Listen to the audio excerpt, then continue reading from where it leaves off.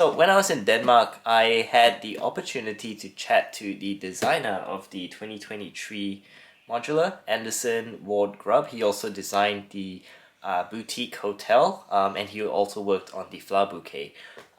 So what you're about to see is a exclusive interview with Anderson Grubb talking about the 2023 Modular, the Jazz Club. Special thanks to LEGO for inviting us there for Fan Media Days, and I hope you enjoy this conversation and interview with Anderson Grubb. Cool. This was exciting. So last night we were sitting at Bill and Pizza with a few other people speculating about, one, whether we'd get to see a new modular today, and whether it might be a music venue. Because of some reasons. Boutique Hotel. It was a poster. Yes. Which you also designed. Yes. Well, our graphic designer Ashwin, who you might have talked to today, that was him. Was also on that one. Yeah. But that was a nod to this. That was a aspirational. Aspiration. So, yes. Yeah. We did not know. We never know necessarily what the next modular will be, or we know what it could be, what it might be, what we hope it could be. There's so many options. I'm going to take your Tim Tams out. No, that's all right. But yeah, that poster in the boutique hotel was us having fun and laying the groundwork for a future possibility. Yeah. But it was never said, okay, well, that's definitely it. Yeah. And actually, when we started designing this, I was exploring something completely different, a novel layout that involved basically two buildings within an alleyway or a shopping street down the middle. Oh, okay. Really cool concept. The challenge was making sure that all three of those spaces, the store, the street, and the other store, had enough space for you to get your hands in and have enough content to fill those. And then the time we had, we couldn't crack it. No. Maybe next time. Maybe next time. Maybe as a corner building. Who knows? Definitely an interesting layout idea that just we needed to put aside. So the next thought was, well, we've got this other thing that we've suggested, and how could we make that work? And a jazz club felt just like the right scale for the modular street. You know, sometimes we want to have these ideas for things like that are too big to fit in a 32 by 32 module space, or you would be trying to fit so many things into that space that you wouldn't be able to get your hands in or move Minifigures around. And there's something just about a jazz club that's not too big, not too small. It suggests a certain intimacy and a mood, and really puts you back in that time and place of that we want the modular street to always invite you back to. Johnny Sachs in I think there was a poster in this year's Holiday Main Street with a saxophonist as well. Oh, on the Holiday Main Street. Was that a nod as well? Those were the basis of my speculation. Yeah. I believe it is a nod. That was also Ashwin. I wasn't the designer on that set, but okay. We have Ashwin, our graphic designer, loves to make these connections between sets. I can tell. Yeah. So, and I love I love. And we love finding those. I like speculating. So. Cool. Yeah. Did you was this designed during the lockdowns and? I think.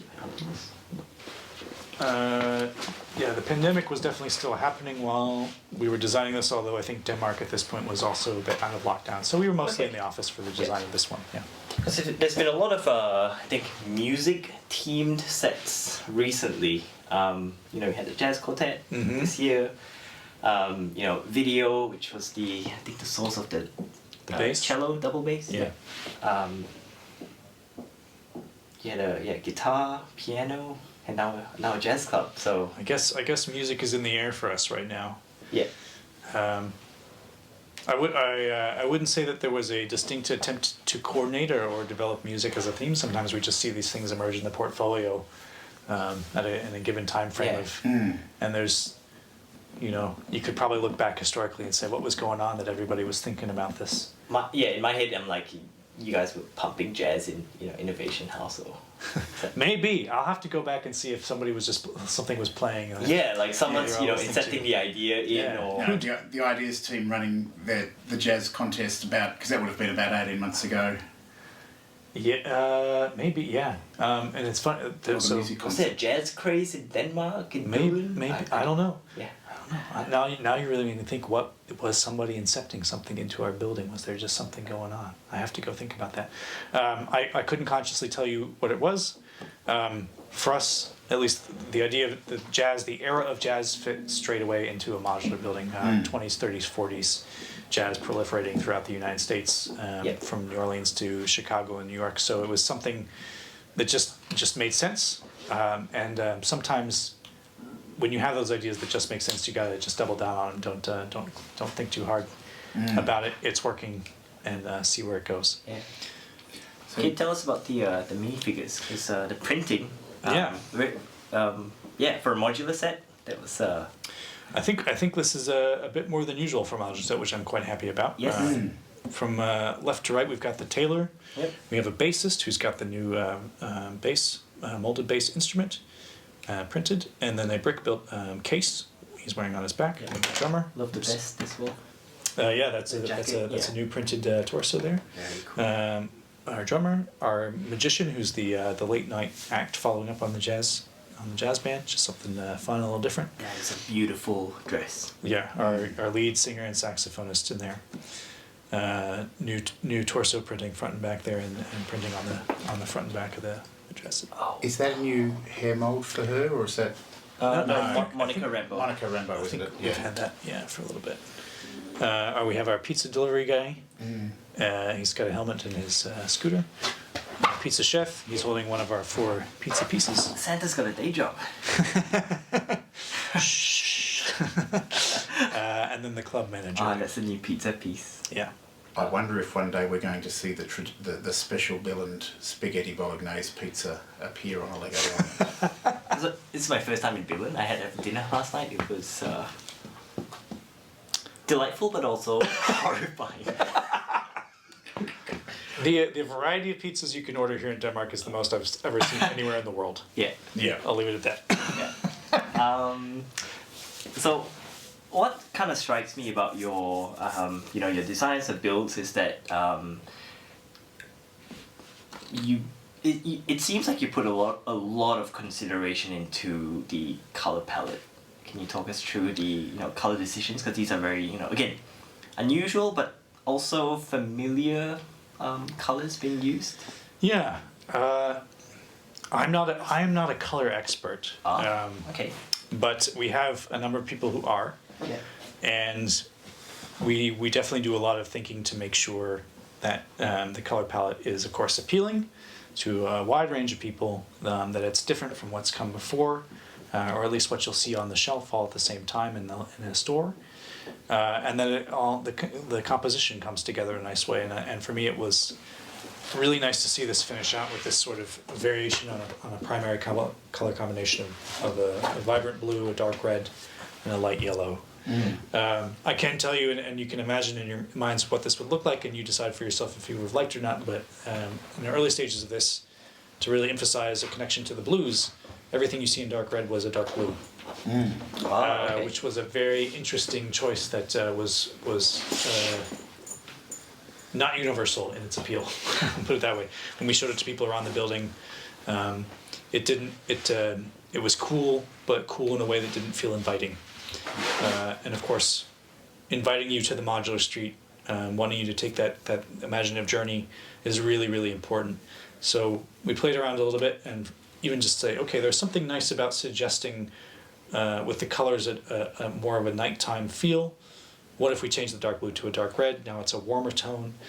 And then that's just the facade here that picks up that blue in a way that a club or venue might just paint their own facade to stand out. And then you can even see on the sides here, the blue is on the front. We have a dark orange as the color on the inside. Because a dark blue club would have been or a azure club would have been an interesting choice as a wall color. This felt a little more natural. It could have been an excellent opportunity to expand the sand blue palette. Yeah, I think. But it may not have really worked as that dark blue substitute. Just thinking there. Yeah. It possibly, yeah. I think it's just you have to. Sometimes it comes down to taste, but I think just looking at blues as an interior color, if it doesn't feel right, you have to wonder if it's going to feel right for other people. Yeah, because I think it's funny you say that because we're in a very blue room and it's there's a vibe when you Yeah. How often are you in a room like this?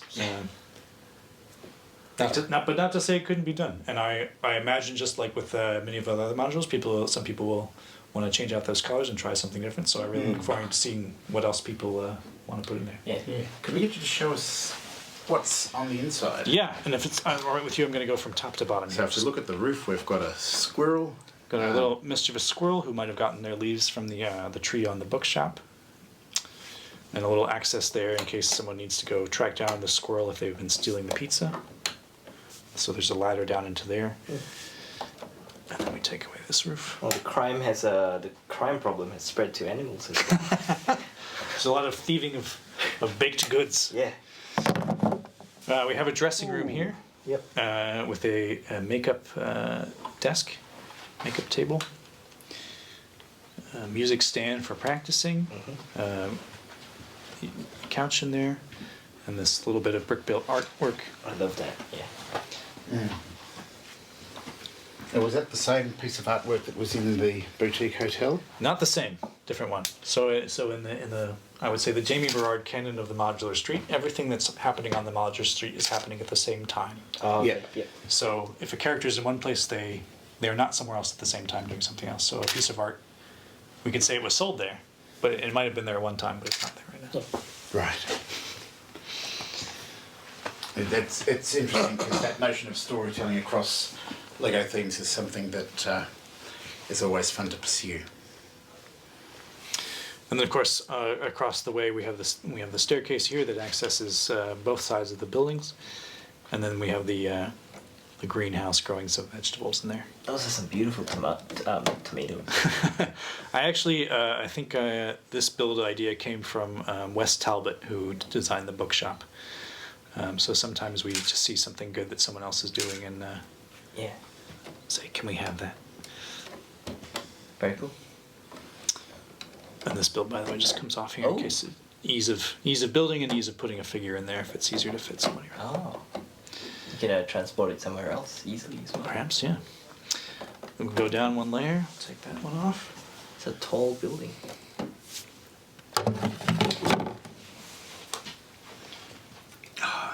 Nice.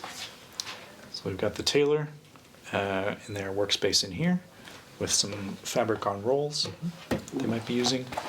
And then a vintage sewing table, I believe is the proper term, with the machine built into the table. And they've got a little gold cloth and even a little bit of gold thread on the spindle there to connect with our singer's dress. Gorgeous. That's terrific. And then on this side, we have the manager's office. Of course, they've got a balcony where they can listen to the band rehearsing or performing. And I'm really looking forward to people building this desk. There's a funny bit of snot work going on in there to make that work. Oh, that looks... I can sort of see some of it, and it looks awesome. It was a fun bit to figure out. I like the lamp.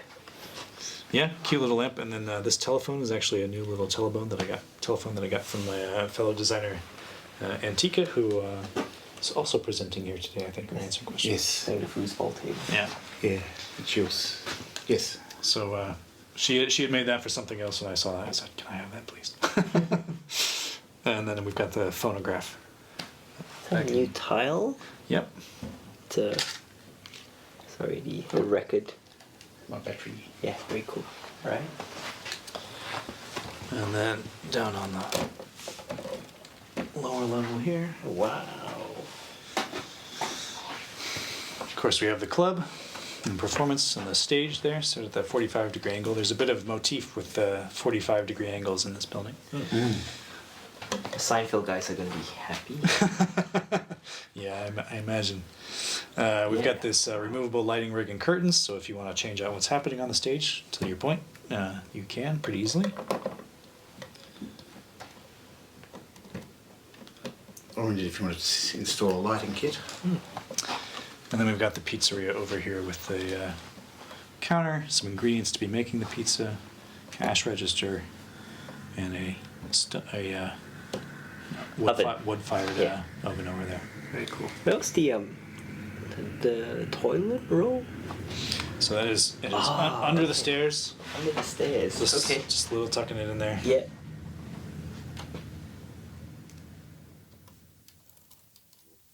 That's hard to pick up.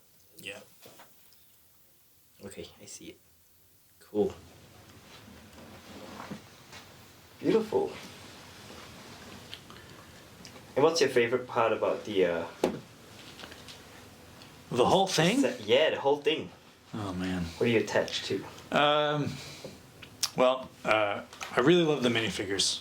I really love them. Our graphic designer Ashman did an incredible job, and there's something about these for me. Maybe it's just because we had the chance to do a few more new prints than usual, but just really exciting to have these. They're so particularly the band members, right? They're so specific to this purpose, right? They just stand out to me. And we got 8 figures in the set, which is I think on the higher end for a modular. So really happy about that. And then building technique wise, there's just a couple things that I've been highlighting to folks that are I think subtle, but were really fun to work out. This windowsill piece, really subtle, but is handlebars. Is the classic space handlebars or little antennas or shooters or yeah whatever. I think we've had this piece since the late 70s, and I don't think I've ever seen it used in a set as a windowsill. I might be wrong, but haven't seen that before. Yeah, and I'm noticing that this guy's printed. The Jazz Club sign is printed. Is that correct? Yeah, everything's prints. Everything. No stickers. No stickers. It's a modular building, guys. Come on, we don't do stickers in modular buildings. We know the fans love it. Oh yeah, I mean yeah. We know. Oh okay. That is a rule of the modular buildings. I think Jamie broke that rule one time in the Palace Cinema with some movie posters, and he heard loud and clear that people wanted only prints. Okay. And that is how the modulars go. I don't think I've ever heard that explicitly stated as policy, but yes, you're right. And this guy's new-ish? I think the scooter has not been in this color before. Yes, I mean the color. Yeah. The colour, yeah. Yeah. Very cool. And I'm just looking at the... No, I think that's an existing print on the umbrella, isn't it? No, it's new. It's new for this. New colours? Yeah. I think we've had something similar to it, but that went out of the assortment maybe a year or two ago. So Yes. this is we're bringing back now an alternative for a printed umbrella. Fantastic. Why a pizza shop? Why a pizza shop? Why a pizza shop? In a funny way, at least as a creative, pizza shops are so iconic in their color scheme and their function. They're so easily communicatable, and very appropriate to a modular street. Like we have some food venues, and it's also just a kind of a classic late night food. That if you're out at a music venue or you're taking in a show late at night, you might go get some food. But there is just something for me about, we want to communicate very easily with a modular. What is it? Beautiful architecture is really important, but of course modulars have distinct signs, whether it's a brick-built sign or a printed sign or lettering. We want you to know exactly what it is right away. And the great thing for me about a pizza restaurant is with those colors and just a few accessories, and the characters, right? You know exactly what it is, so that just made a lot of sense. And then of course the opportunity to make a new pizza. Who could say no to that? And the question that we'd love you to answer for us is: this year was as a preamble. This year we're celebrating the 90th anniversary of the LEGO Group. Is there a particular set that holds special significance to you? Yeah. All right. I've got a bit of a long answer for that. Oh, we've got time. All right. My name is Andy Grubb. I'm a design manager on the LEGO Icons and Architecture team.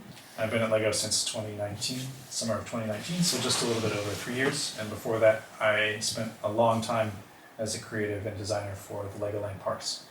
So I've been translating modular buildings into facade designs for LEGO land parks, and it's a treat to now that I work here to actually get to design them myself. For me, my favorite a LEGO set that just speaks to my love of LEGO and celebrating 90 years, and probably for a lot of people, is the second space monorail in the Unitron theme. And the reason is, when I was in middle school, LEGO held a contest in collaboration with NASA for kids to build spaceships. I forget exactly what the brief was, but basically make some creative spaceships. And the prizes were grand prize you would get like the whole LEGO assortment or something crazy, and go to space camp in Florida. The prize after that was something also about space camp, and then there were 100 first place prizes where you didn't get the space camp bit, but you got to just pick one set you wanted out of the current LEGO catalog. And I'd already been to space camp. So I told my parents, I don't want to win the grand prize. I just want to win first prize. And I think I submitted 3 different entries for this contest, and the one I'm pretty sure that won, well, they didn't tell me, but I designed a spaceship for Santa to fly in the future when he has to deliver presents from planet to planet. Fantastic. It used those long ski pieces from the Ice Planet sets, and a Santa from, I assume, a LEGO extended line. I don't know. Anyway, what you can imagine like a kid in middle school would make for a set. But I sent it away. Months go by. It comes to be winter, and I catch pneumonia. And I'm incredibly sick. I'm out of school for weeks. Yeah, it was maybe shortly before that, but I found out that I did win first prize, and I got to pick the set that I wanted. And of course, I'm a kid. Like, who's gonna pick the $10 set when the Unitron monorail is in the catalog? It was the biggest thing, and it was the coolest. Like, it was the coolest thing, right? Like, so that's what I picked to send away. Months go by. I have pneumonia, and I'm sitting at home. I'm laying on the couch. I'm just watching TV. It's snowing outside. And my mom comes running up to the window outside the house, pounds on the glass, and lifts up this giant wrapped parcel. And I'm like, oh, it's here. And my parents claim that from the point that I built that set on is when I got better. And that's the power of LEGO. It is a very big box. Like, Yeah. I recently picked one up with the box, and I was shocked at how big it was to me as an adult. Yeah. And I can't imagine just how big it was. It was probably half of my height as a kid. Yeah. Right? Like, and it's so cool. Yeah. As an adult, it's still so cool. I was just, Yeah. Likewise, my first encounter with that set was probably about 3 or 4 weeks before we left and to come over, and saw it at a trade show and or a brick trading event, and I was just amazed at the sheer size and quality of it, and gee, I should go back and pick it up if it's still You should, there. yeah. Thank you for sharing that story. Yeah, Thanks for sharing that Yeah. story, Andy. That's fantastic. What do you find is the most, what's the word we're using? Satisfying? Satisfying aspect of being A design manager. or working with the LEGO group? yeah. Everyone in this company that I work with, and every person I continue to meet, is here to make an incredible toy for children. And I think it's a very easy thing to say, but when you think about what that means in a company this big, with so many departments who have different job titles and therefore different priorities about what's important in order to get their job done, might be incentivized differently depending on what department they're on, in design or production, quality, all these things. And it's so easy in an organization this size, as anybody who works in a corporation know, that to run up against people who are not working toward the same goal. And the fact that no matter where you are at in this company, and no matter how much you might disagree with somebody or what you're up against, everybody, it's very clear everyone is working to make the best product you possibly can, because the heritage of this product is so incredible. It means so much to us, and it means so much to the millions of kids and adults who play with it, who experience it, that we're all striving to live up to that all the time. And when you know that, and you have that trust in the other people next to you, that we're all here for that same purpose, it makes everything better, and the product is better for it. Yeah. Thank you very much. So That was I think that's a great way to end. Thank you so much for your time. Yeah, thanks so very much, much, Andy. and it's lovely to meet both of you. Yeah, got 2 minutes left before we get kicked out, but